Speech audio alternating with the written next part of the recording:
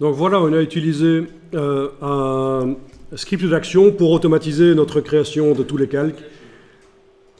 On aurait pu utiliser un script d'action pour faire plein d'autres choses dans Photoshop. On peut le faire à n'importe quel moment. Chaque fois qu'on doit faire quelque chose de répétitif sur plein de photos et que ça prend du temps, on peut enregistrer le processus. Il faut savoir plusieurs choses.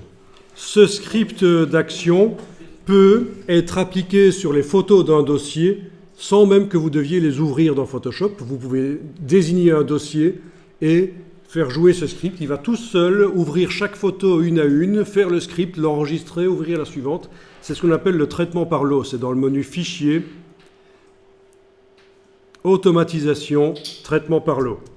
Fichier, Automatisation, Traitement par l'eau. Vous retrouvez ici les différents ensembles qui existent dans votre palette Action et les différents scripts, mais il n'y en a qu'un seul dans ma palette, dans mon ensemble Accentuation des détails. Pour l'instant, je n'ai qu'un seul script. Et il va falloir désigner le dossier. Il va falloir désigner le dossier de destination, ou alors on enregistre, on écrase. Enfin, c'est quelque chose qu'on verra à un certain moment, parce que ce n'est pas si évident que ça. Si vous enclenchez certaines options comme celle-ci,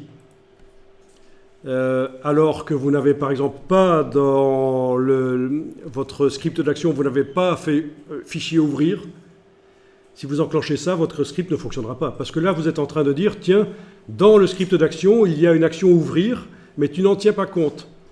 Mais s'il n'y en a pas en fait, il va bugger. Donc voilà pourquoi c'est pas si évident que ça de faire du traitement par l'eau dans Photoshop. Il faut avoir appris un peu comment ça marche. Enfin déjà, là, vous avez une indication qu'il est techniquement possible d'inclure une ouverture d'image dans un script, mais voilà. En fait, le problème, c'est que si on joue un script et qu'il y a une ouverture d'image dans le script, si on ne coche pas cette option priorité sur les instructions ouvrir, il va chaque fois ouvrir la même image. Il ne va pas faire un traitement par l'eau où il va ouvrir chaque image les unes à la suite des autres. Il va chaque fois ouvrir la même. Mais ce sera plus clair quand on testera. Vous allez voir, c'est quelque chose qui va être vu, le traitement par l'eau. C'est super important pour gagner du temps. Il faut absolument faire bosser les logiciels pour vous quand ce sont des tâches répétitives et ennuyeuses qui ne vous apportent rien. Ça, c'est la première chose, le traitement par l'eau. Donc ce script qu'on a mis au point peut être activé manuellement sur n'importe quelle image avec le bouton lecture, mais aussi on peut le faire agir sur un dossier qui contient 500 photos. Il va vous faire vos calques. Et quand vous ouvrez les photos Photoshop, au format Photoshop, vous les retrouvez. Il n'y a plus qu'à double-cliquer sur le passe-haut et éventuellement jouer dans le masque de fusion. Donc voilà. Deuxième chose qu'on peut dire, c'est que le passe-haut, on l'a utilisé ici pour donner du détail, mais on peut aussi l'utiliser pour lisser. Quand vous êtes sur un portrait, typiquement la peau, on veut enlever le détail, on veut que les pores de la peau qui sont visibles dans le portrait deviennent lisses et invisibles. Donc on fera ce qu'on appelle un passe-haut inversé. C'est-à-dire plutôt que d'accentuer, il va rendre flou.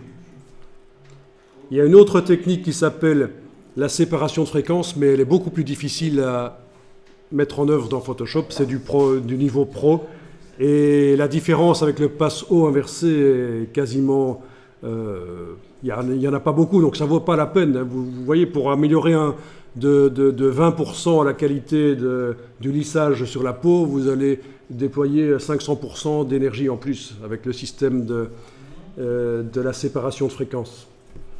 Donc ça ne vaut peut-être pas la peine. Alors vous allez enregistrer cette image des plantes au format Photoshop.